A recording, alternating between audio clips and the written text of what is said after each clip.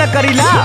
हाँ तो सुनिए ला बहुत होइबा तो प्यार के न रस पाइबा रात से जिया पे रजऊ तो रस जाइबा।